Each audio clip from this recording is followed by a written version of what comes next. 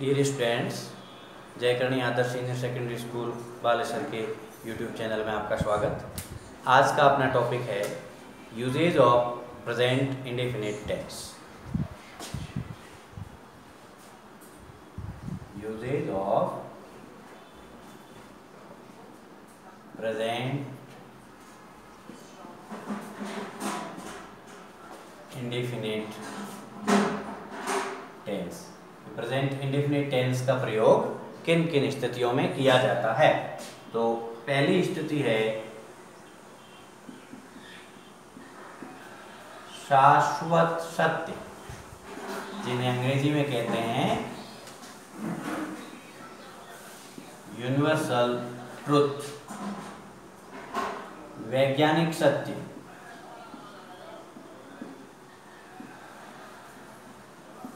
तथा कहावतों के लिए पहले नियम को समझें।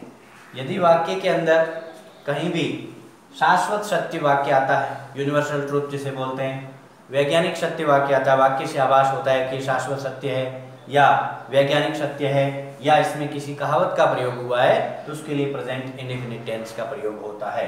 इसका उदाहरण समझें तो जैसे आ गया the sun rises in the east. इस सेंटेंस को समझें। ये जो वाक्य है the sun rises in the east, यानी सूर्य पूर्व दिशा में उदय होता है। तो इस वाक्य के अंदर अपने को स्थिति का पता चल रहा है कि ये जो कथन है वो शाश्वत सत्य कथन है, यूनिवर्सल ट्रुथ है, हमेशा सच होने वाला सेंटेंस है। इसलिए जब इसमें मेन वर्ब का प्रयोग करना होता है तो यूनिवर्सल ट्रुथ सेंटेंसेस का भाव जिसमें भी जिस सेंटेंस में भी आएगा उसके अंदर फर्स्ट फॉर्म में वर्ब की, यदि अपना सब्जेक्ट है वो एक वचन है तो फर्स्ट फॉर्म के साथ एस या यस लगेगा, और यदि अपना सब्जेक्ट बहुवचन है तो उसमें फर्स्ट फॉर्म लगेगी। और यदि सेंटेंस नेगेटिव होते हैं तो एक वचनकर्ता के साथ में डज और नॉट लग जाता है और वर्ब की फर्स्ट फॉर्म लगेगी। यदि सेंटेंस प्लूरल होता है, बहुवचन नंबर होता है उसका सेंटेंस का सब्जेक्ट या कर्ता, तो उसके अंदर डू लगेगा, डू के बाद नॉट और मेन वर्ब की फर्स्ट फॉर्म। और जैसे इसमें वैज्ञानिक सत्य का उदाहरण आ गया water boils at 100 degree Celsius, तो ये वैज्ञानिक सत्य कथन है। इस प्रकार के जो सेंटेंस होंगे उसमें ये भाव यदि आएंगे तो प्रेजेंट इंडेफिनिट टेंस का प्रयोग उसमें होता है। दूसरा ले लिया परमानेंट, यानी कि कोई भी स्थायी भाव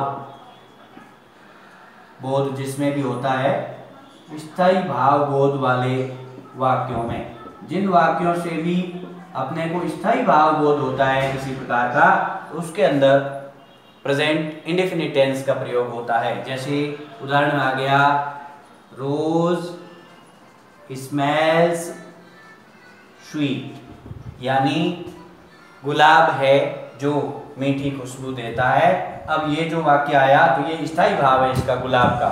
इसमें रोज एक वचन है तो जो इसकी मेन वर्ब एक वचन करता है, रोज एक वचन होने के कारण स्मेल के अंदर एक वचन करता है तो फर्स्ट फॉर्म में एस लगेगा। ऐसे ही हो गया we hear with our ears, यानी हम अपने कानों से सुनते हैं, ये भी स्थायी भाव है। और वी बहुवचन है तो यहाँ पे मेन वर्ब की फर्स्ट फॉर्म का ही प्रयोग हुआ है। तो ये दो रूल हो गए इस टेंस के यूजेज के। अब इसके बाद लेते हैं और अगला रूल। इसको मैं साफ कर देता हूं, फिर अगले रूल और आपको समझाते हैं।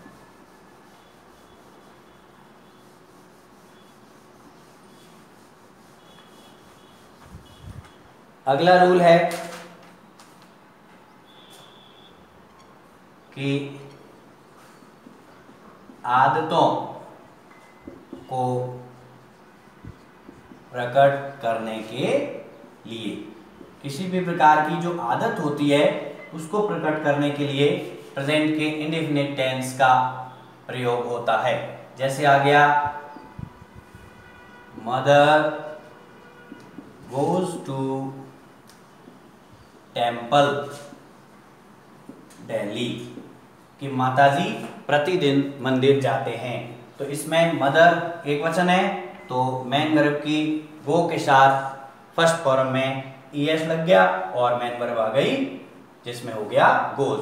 अब ये यही जब क्वेश्चन आपके एग्जाम में आया करता है तो उसमें मदर दिया हुआ रहेगा, यहाँ पे गोज की जगह खाली जगह आ जाएगी और टू टेम्पल डेली और कोष्ठक के अंदर गो लिखा आएगा यहाँ ब्रैकेट में, तो आपको वहां पे क्रिया का जो सही रूप भरेंगे तो उस जगह गोज भरना पड़ेगा।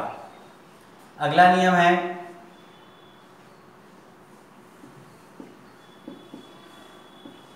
नियोजित भविष्य के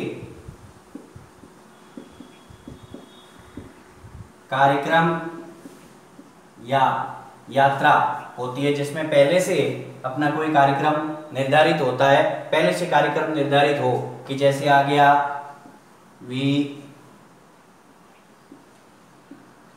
leave for Jaipur at 8 AM and reach there at 4 PM।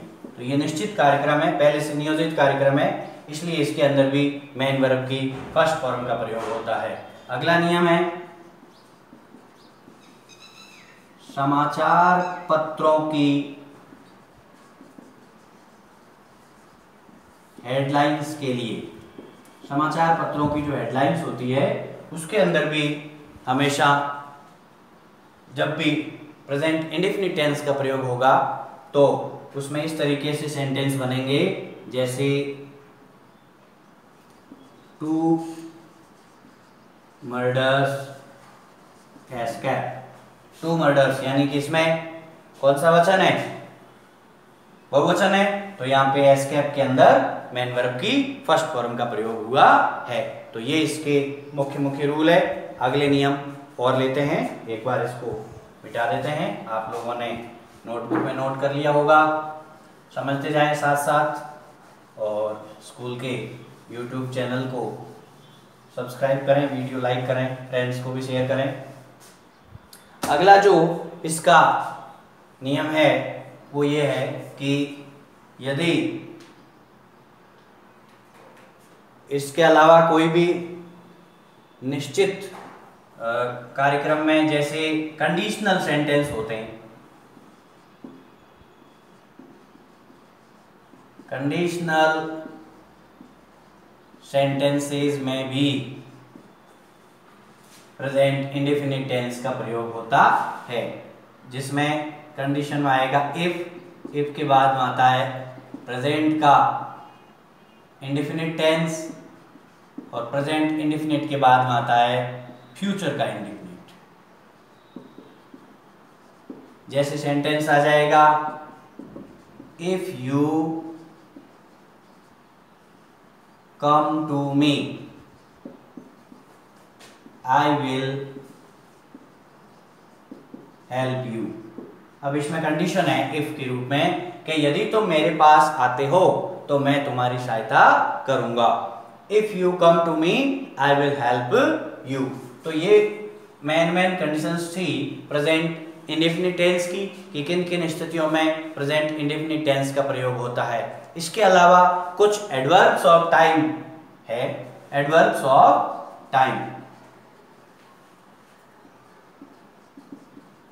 ये वर्ड आप लोग याद रखें। इन वर्ड्स का यदि सेंटेंस के अंदर, वाक्य के अंदर प्रयोग होता है तो साधारणतया वो प्रेजेंट इंडेफिनिट टेंस होता है। वाक्य के अंदर डेली, एवरीडे, सेल्डम और एलवाई एडवर्ब जितने भी है, लेटली और रिसेंटली को छोड़ के जितने भी एलवाई एडवर्ब्स हैं वो सारे everyday, every month, every year, each day, इसके अलावा on Sundays, on Mondays, in the morning, in the evening, इस प्रकार के एडवर्ब्स ऑफ टाइम यदि सेंटेंस के अंदर आए हो तो वहां ये समझना चाहिए कि इसमें प्रेजेंट का इंडेफिनिट टेंस है और प्रेजेंट इंडेफिनिट टेंस हो तो उस वाक्य के अंदर जब क्रिया का सही रूप भरेंगे या रिक्त स्थान फिल इन द ब्लैंक्स भरना होता है तो वहां पे यदि सिंपल सेंटेंस है और आपका जो सब्जेक्ट है उस सेंटेंस का